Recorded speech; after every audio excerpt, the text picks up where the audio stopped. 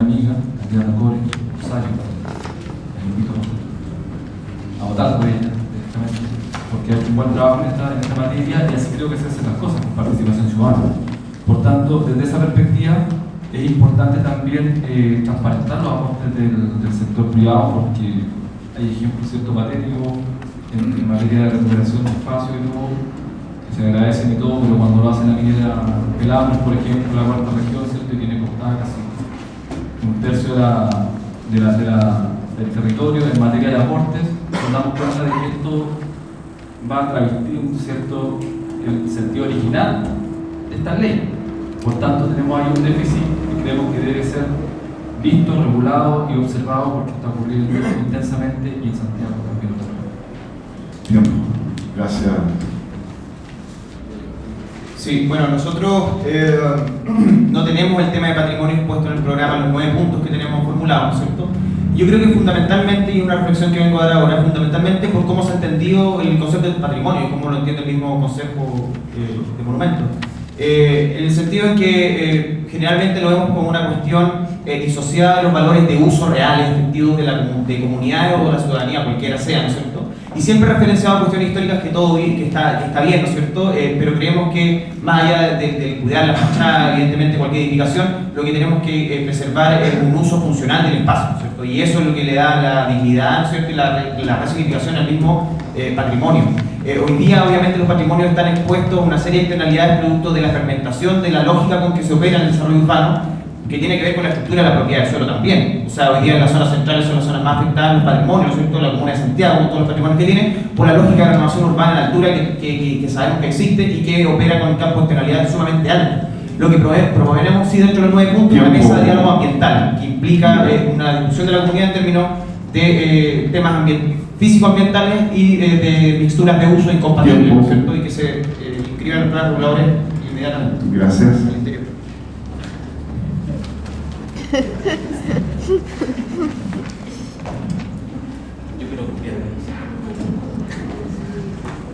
Bueno, en términos patrimoniales, primero tenemos que entender el concepto. Cuando hablamos de patrimonial, estamos entendiendo que es patrimonio de todos. Por tanto, creo que hay que hacer una diferenciación entre las zonas patrimoniales, entre los barrios, donde estamos más o menos, yo creo, claro, en el caso de Yungay, que tienen que haber planes participativos ciudadanos, y tanto para las zonas o barrios patrimoniales como para los inmuebles patrimoniales, creemos que al ser patrimonio del propietario, como cada inmueble, tenemos que darle facilidades, como son el subsidio de rehabilitación, después de impuestos en otras propiedades que tenga. O sea, si invierte en ese inmueble patrimonial, podemos perfectamente descontarle impuestos en otro inmueble que tenga, no patrimonial. Tenemos que generar planes de desarrollo zonales y entregar asesoría técnica mediante el Consejo de Monumentos Nacionales y organismos técnicos adecuados. Pero como también ese patrimonio propio del propietario, también es patrimonio de todos, creemos que así como le entregamos herramientas diferentes y mayores que a cualquier otro inmueble, tenemos también que otorgarle responsabilidades. Una, creo que es amarrar la responsabilidad del dueño al inmueble. Si no es capaz de gestionarlo, incluso podría llegar a expropiarse y a relicitarlo. Y por último, muy cortito, creemos que tiene que estar amarrado el suelo, porque cuando a veces pasan lugares que se queman o se destruyen inmuebles. Tiempo. A mí lo que me nace esta pregunta es el tema de las corruptelas. La Kennedy fue una compra de los alcaldes por parte del Estado con el objeto concesional. Arica, un equipo entero de municipal preso en la cárcel. Eventualmente el tema de los permisos de edificación es un tema que más allá de las palabras, todos sabemos eventualmente que es una presión bastante fuerte y no sabemos hasta qué punto esos equipos son capaces de resistirla. O sea, más allá de hablar acerca de las normas de cómo vamos a llegar y proteger el patrimonio, intentamos nosotros, el equipo humano, de lo que tenemos para ir a enfrentar este tema. Y para ser sincero, no hay sujeto que sea capaz de resistir el tamaño de interés que están en este instante arriba de la mesa. ¿Cómo lo vamos a resolver? Yo veo una activa participación del Estado para llegar y proteger su patrimonio. Gracias. Bueno, efectivamente, coincido en el tema de que el monumento finalmente es la identidad de los barrios, la identidad de las comunidades. Entonces, tiene que tener un rol activo en el desarrollo de sus propios barrios. Eso nos lleva a otro punto, que es que finalmente tenemos que cruzar lo que es el tema patrimonial con el tema de los instrumentos de planificación, con la ley de rentas 2. Hay que un poco desestigmatizar el tema de, bueno, de la expropiación como un instrumento atroz. En Estados Unidos la ERIS Act, que es la que maneja todo el tema del acceso al suelo para los estados federales, propia. La Town and Country Planning Act de Inglaterra, propia. Exige, o sea, Singapur el 85% del suelo es público, y las propiedades son públicas. Chile es el país más neoliberal del mundo. Entonces tenemos que avanzar hacia una sociedad de derechos en las cuales los monumentos sean parte de la identidad de los barrios, donde los instrumentos de planificación ayuden al desarrollo de consolidar todo esto. Tiempo. Gracias.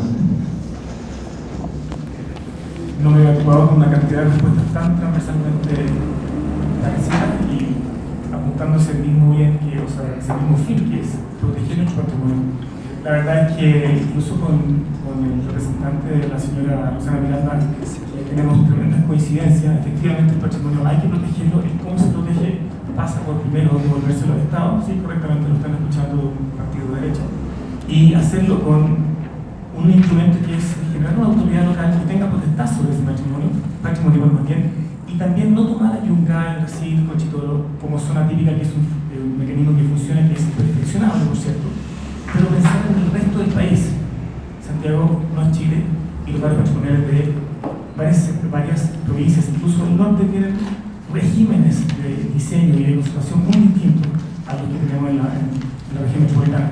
En definitiva, creemos que en efecto deben existir los incentivos para que los edificios patrimoniales se mantengan en el tiempo y se hacen con un modelo de negocio y con una arquitectura que viene protegida por el Estado. Ese modelo de negocio tiene que tener exenciones tributarias. Bien. La pregunta número 7. La iniciativa de Alexa del Aeropuerto de Cerrillo o Portal del Bicentenario se inscribe en la tradición de gestión del suelo por parte del Estado, en este caso y otros similares. ¿Qué propone su comando para seguir haciendo ciudad con recursos de suelo del Estado?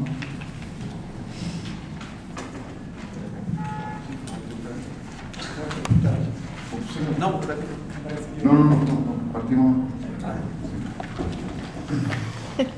Cerrillos es un pésimo ejemplo de cómo se manejan los suelos del Estado. Se origina en una falta de entendimiento de que ese paño es un sistema que convive con la tridimensionalidad del espacio aéreo en el caso, con el suelo que está destinado a eso y con la dificultad de recuperar, de instalar un uso que no es ni riesgoso ni suntuario, es utilitario, y que estamos en una severa demanda por espacio aéreo y por infraestructura aeroportuaria. Entonces, bueno, es una pregunta que la verdad que nos toca la fibra a todos nosotros, particularmente los arquitectos, que a veces tendemos a ver el problema solamente desde la óptica nuestra. Nos falta infraestructura, somos un país pobre, tenemos que aceptar esa condición. Este comando cree que hay que instaurar una transparencia total respecto de por qué se elimina infraestructura tan fundamental para un país pobre que todavía no somos. Y promovemos también entender todas y cada una de las gestiones que vamos a proponer en todo Chile con situaciones como esta. No tenemos los fondos y los recursos para poder eliminar infraestructura que todavía necesitamos. Por último, insistimos, hay que devolver al Estado la responsabilidad de planificar ciudades y hacerlo con un proceso que es auditable, entendible por todos y participativo, no solamente para dejar que las personas opinen, sino que también para que las personas contribuyan a través del sistema hacia ese diseño. Gracias. La madre de todas las batallas, ¿no? El suelo, pero el suelo no solamente el territorio, también es su aire. Hay que pensar que el Estado le ha regalado el coeficiente de constructibilidad a la inmobiliaria durante años. En todas partes del mundo se considera el aire un derecho, ¿cierto? Parte de los derechos territoriales. Recuperar las plusvalías para adquirir suelo es imperativo.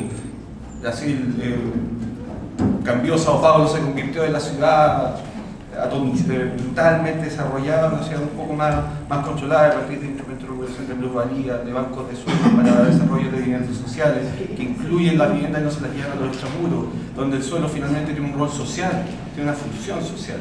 Es la búsqueda de los mayores equilibrios de acceso a una calidad de ciudad para su gente, no solamente un instrumento de especulación financiero. O sea, los suelos son las grandes garantías financieras. Eso lo sabemos. El PRM es un instrumento para multiplicar los valores de estos activos. Gracias. Para mí, esto funciona súper bien. No me corre el tiempo. Ahí. Yo fui informado por Fernando Castillo en una frase que de repente decía, cuando estaba discutiendo el cementerio, la reina decía, una comuna que no tiene cementerio no es comuna. Y una comuna que no tiene aeropuerto no es comuna. Y él creía que tenía que tener todos los servicios adecuados como para poder estar equilibrado. Más allá de que ustedes puedan encontrar la razón o no en lo que estaba diciendo, yo tengo la impresión de que es una visión bastante integrada de lo que son las funciones que tiene efectivamente una ciudad. Yo creo que Lagos fue la persona que en realidad pecó de haber podido llegar y manejar, tener una política sobre el urbano y no haberlo hecho. Ese era el momento que la concertación tuvo como para poder introducir el tema del manejo de la ciudad. Efectivamente, adecuadamente no lo hizo. Hoy día el tema se nos ha salido de las manos. Y la discusión que estamos teniendo en este instante entre la inmobiliaria y el resto si es que la ciudad debe expandirse o no. La pregunta es si hay terrenos en Santiago o no hay terrenos en Santiago. Esa es la discusión. Y la verdad, la cosa es que si bien es cerca hay límite, hay espacio como para poder resolverlo y eso no va a tener que tomar una decisión directamente del Estado. Yo no sé si es que la concertación o la alianza están en condiciones de tomar esa decisión. Más bien diría que no lo están. Más allá de las condiciones técnicas de cada cual de las personas. Tiempo. Gracias. Nosotros creemos que en el caso de los suelos que pertenecen al Estado, solamente deben desarrollarse como entendiendo el rol social del Estado. Sabemos el caso de lo que pasó con todos los espacios enormes que tenía Invía, por ejemplo, o sea, el ferrocarril del Estado, que lo gestionó a través de Invía, y que se gestionaban más bien lo que decía Tomás, a través de licitaciones o a través de entregar suelo que se licitaban a precios baratos a inmobiliarias. Creemos que ese no es el concepto. Creemos que el tema tiene que ser para justamente desarrollar en estos espacios que mantiene todavía el Estado, por desarrollar la infraestructura carente en ciudades. Por ejemplo, en casos como el de Valdivia, se ha propuesto hace tiempo cambiar la licitación que quería hacer el ferrocarril del Estado del antiguo sector del barrio Estación por generar ahí la gobernación la intendencia, perdón, y el nuevo barrio cívico. Creo que esos son los roles que se le deberían asignar a los suelos que siguen siendo del Estado.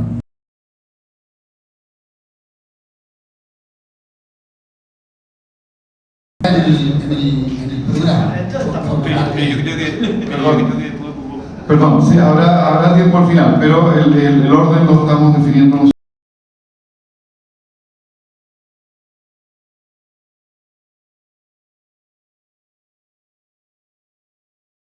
Que ustedes ven en el libro del programa no es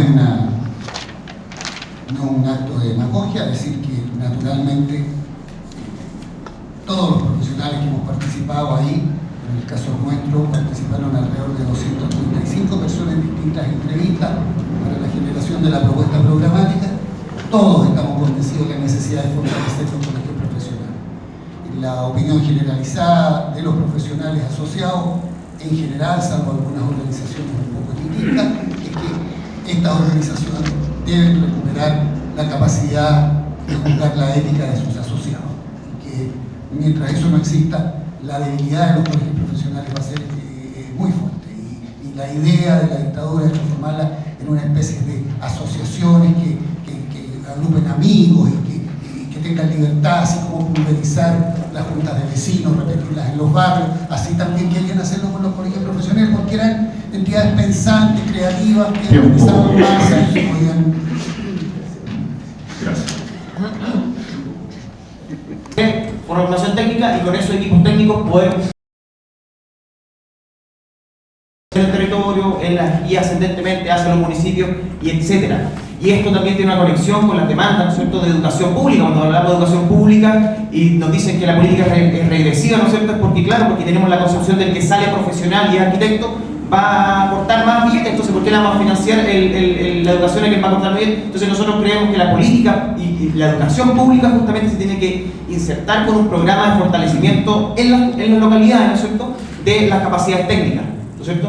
O sea, lo que queremos, en efecto, ¿no es cierto?, es integrar, ¿no es cierto?, la técnica dentro de comunidades y no que operen hoy día como consultora, en el caso de los geógrafos o oficinas de arquitectos, que van moviéndose como los expertos en, ¿no es cierto? Creemos la técnica, pero politizada, en interior de comunidades. Gracias. No, Nada en el punto al respecto de eso, sino que creemos simplemente que la responsabilidad social que cabe también a los colegios profesionales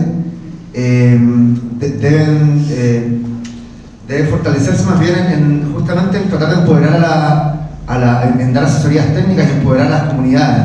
Creemos que por ahí va un poco el foco, el rol de lo que tiene de cómo tienen que desenvolverse en la sociedad los profesionales. No teníamos la verdad ningún punto al respecto, así que dejo nomás. Gracias. A mí me pasa lo siguiente con esta pregunta. Esto es lo mismo que la Asamblea Constituyente o reformar la ley eléctrica. Son promesas que se colocan ahí, posteriormente después nadie puede cobrar. Y la verdad, las cosas que yo no creo que esto va por la vía de recuperar la admisión de los colegios profesionales sobre sus profesionales. No creo que vaya sobre acreditaciones universitarias, sí, hacerse responsables de sus profesionales, sí. No es otra cosa. Pero yo quiero decir una cosa diferente. ¿Qué hacen que los cargos más importantes que tienen que ver con el desarrollo urbano están siendo ocupados por personas que no son personas que entienden urbanismo? El intendente de Santiago, el ministro de Vivienda, creo que el gobierno partió con la señora o el senador eventualmente. Y tengo la impresión de que el verdadero desafío es cómo salimos de la burocracia, doctor. El CEMI vale $5.000 millones, definitivamente, y la verdad es cosa que está probablemente asumido y gestionado por personas que nadie podía llegar y mencionar en la calle. Nadie sabía en la calle quién es un gestor, por así decirlo. Entonces, quiero tratar de decir cómo logramos de que Chile, que es un país chico, vuelva a tener autoridades como Benjamín Vicuña Maquena. ¿Cómo podemos tener personas que tengan imaginación y convencer al resto del país, no a los expertos, al resto del país, de la necesidad de incorporarse a este tipo de valores? ¿Qué creen que les diga? No creo que dos alianzas que tenemos actualmente tienen sensibilidad y madurez. Tomás. Muchas gracias. Conversando una vez con Juan Conol, este tema, que es un tema de vocación, ¿cierto? Pero también un tema de participación. El arquitecto se convierte, como decía, en un demiurgo, ¿cierto?, con las comunidades, cuando es capaz de interpretar la visión de ciudad de la gente, de la sociedad. Los valores éticos surgen por sí mismos. Cuando el arquitecto solo se convierte en un instrumento para la especulación inmobiliaria, realmente los valores éticos se entierran. Entonces, en ese sentido, obviamente el colegio debería tener una participación más activa en la vida social, en las comunidades, plantear cosas no solo entre los profesionales, los que estamos acá, sino que con comunidades, haciendo proyectos, haciendo opinión pública. Eso es fundamental, marcar la agenda pública y llevar estos valores de cómo el arquitecto puede ser un colaborador relevante en la construcción de la ciudad, es fundamental. Yo creo que los valores que don Juanjo, el pastor, hay que replicarlos. Gracias. De nuevo, existe consenso.